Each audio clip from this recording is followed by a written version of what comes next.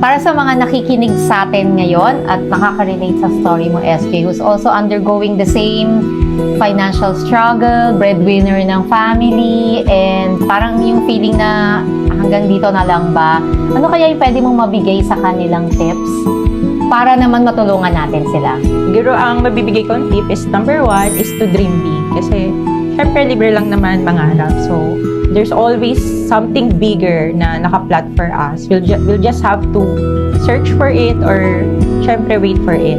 And then number 2 is always trust God's plan. Kasi si Lord sobrang ganda ng plans niya for us. Maybe yung timing lang, it's not yet within our timeline, pero soon or later, we'll just have to trust Him and He'll just provide the best for us.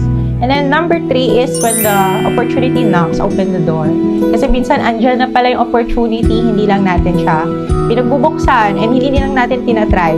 And syempre, i-make sure natin na super legit yung opportunity na yon and try it. Wala namang mawawala rin.